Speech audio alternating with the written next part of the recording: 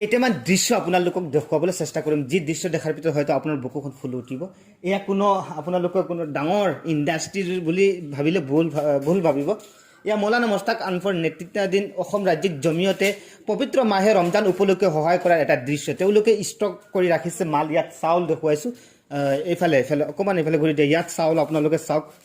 ইয়াত চাউল এই চাউলখিনি আপোনালোকক দেখুৱাইছোঁ আৰু অকণমান দৃশ্য আপোনালোকক মই দেখুৱাবলৈ চেষ্টা কৰি আছোঁ অকল তেল দাইল চেনি আলু বা সেয়ে চাওক এক বিশাল খাদ্য সামগ্ৰী আৰু বহুত আহি আছে আৰু অকণমান আছে সিফালে মই দেখুৱাবলৈ চেষ্টা কৰিম আৰু যিসকলে প্ৰথম দেখা নাইতো আপোনালোকে দেখিছে মই আৰু এটা বাতৰি দুবুৰীত দিম চাওঁ তাত লঞ্চত ডাঙৰ লঞ্চত তেওঁলোকে এক বিশাল ডাঙৰ লঞ্চত ট্ৰাকে পাঞ্জাবুটি ট্ৰাক যিটো ডাঙৰ ট্ৰাক হয় এইটো কি ট্ৰাক পাঞ্জাবুটি বুলি কোৱা হয় এইটো 12 চকাৰ বুলি 12 চকাৰ যিবোৰ ট্ৰাক হয় ট্ৰাকে খাদ্য সামগ্ৰী লৈ গৈছে দুবৰীৰ যিসকল চৰ অঞ্চল বা গৰুখুটি উচ্ছেদিত আছে আৰু ইয়া চাওক যমুনামুখ সমষ্টিৰ বা হোজাই জিলাৰ মানুহ সহায় কৰিবৰ কাৰণে তেওঁলোকে কিমান বিশাল খাদ্য সামগ্ৰী এতিয়া ষ্টক কৰিছে ঈদ কেতিয়াৰ পৰা আৰম্ভ কৰিব ইতিমধ্যে আৰম্ভ হৈ গ'ল অলৰেডি আমি ডিষ্ট্ৰিবিউট কৰি আছো সেইটো কাৰণত মাল ইয়াতে দেখাত অলপ কম লাগি আছে ইণ্ডাষ্ট্ৰী লাগি আছে আৰু তাৰ মানে হল কি আৰু আমাৰ মাল আহিও আছে আৰু মাল গৈও আছে আমি ডিষ্ট্ৰিবিউট কৰিও আছো কন্টিনিউ ডিষ্ট্ৰিবিউট কৰি আছো আজিৰ পৰা যোৱাকালি আমাৰ হেৰিৰ পৰা 9 কোটি কেম্পৰ পৰা আৰম্ভ কৰি একদম আৰম্ভ হল এতিয়ালৈকে কন্টিনিউ আমাৰ চলি আছে আৰু চলিব আমাৰতো হোজাই আছে হোজাইৰ যিমান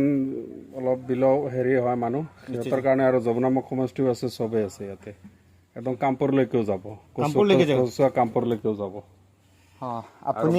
বাকীতো আমাৰ অসমৰ চব জায়গাতে হৈ আছে সব জায়গাত আমাৰ জমিয়তৰ টিমে বেলেগ কৰি আছে এইটো ইয়াত পৰা দিয়া নাই আমি জাগাৰ পৰাই দি আছো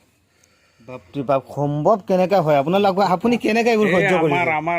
মুস্তাক আনফৰ সাহেব জমিয়তৰ সভাপতি তেওঁতো আৰু কৰি আছে আল্লাহ দি আছে এই ৰমজান মাহত টোপনি মাৰিব পাৰে নাই তো কালি ৰাতি আমাৰ লগত এই বিষয়টো মিটিং ৰাতি আমাৰ ইণ্ডিয়ান টাইমত ৰাতি 1টা বজাতো আমাৰ লগত মিটিং চলিছে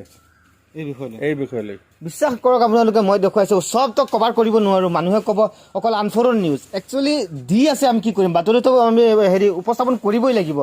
ইতিমধ্যে মোৰ হাতত দুটা বাতৰি আছে জগ ডাঙৰ লঞ্চ ডাঙৰ 12 চকীয়া বাহনেৰে তেওঁলোকে খাদ্য সামগ্ৰী কঢ়িয়াই লৈ গৈছে মই সেইবোৰ বাতৰি এতিয়ালৈকে দিয়া নাই দিম কাৰণ তেওঁলোকে ভাল কাম কৰিছে ভাল কামৰ সদায় আমি প্ৰশংসা কৰোঁ কিন্তু আজি আৰু এটা কথা কওঁ যিসকলে ক'ব হয়তো আমি আনফৰৰ নিউজ কৰোঁ আমি আজমলৰ কৰোঁ আপুনিও যদি কিবা এটা ভাল কাম কৰে আমি ভাল কাম কৰিম কিন্তু আৰু এটা কথা আপুনি যদি বেয়া কৰে আপোনাৰ বেয়াটো আমি উপস্থাপন কৰিম গতিকে ধন্যবাদ থাকিল মৌলানা মুস্তাক আনফৰ আৰু নিশ্চয় আপুনি এইসকল দৰিদ্ৰ অসহায় যিসকল লোক আছে সেইসকল নিশ্চয় আপুনি দোৱা পাব কি আহ্বান জনাব আৰু আপোনাক মই বহুত ধন্যবাদ দিছোঁ কাৰণ আমাৰ এটা ফেমিলিৰ আমি বজাৰ কৰিবলৈ ইমান কষ্ট পাওঁ আৰু আপুনি ট্ৰাকে ইমান আল্লাহ দিয়ে আছে আৰু বিশেষকৈ এইটো আমাৰ আনফৰ সভাপতি চাহাবৰে হেৰি এইটো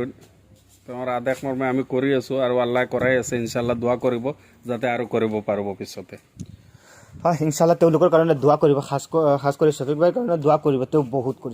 কৰিছে 1 টকাও তেওঁৰ বিনিময় মই জানো নাই কিন্তু তেওঁ অসহায় দৰিদ্ৰসকলৰ কাৰণে কিমানখিনি কৰিছে একমাত্ৰ মইহে প্ৰেক্টিকেল ফিল্ডত দেখিছোঁ ৰোজা ধৰি আপুনি পাৰিব নেকি এই লংকা নখটিত গৈ শ লোকক এনেকুৱা ফিল্ডৰ মাজত আনি বস্তুখিনি নি বিতৰণ কৰা কিন্তু সেই অসম্ভৱো সম্ভৱ কৰি থৈছে শফিক ভাইয়ে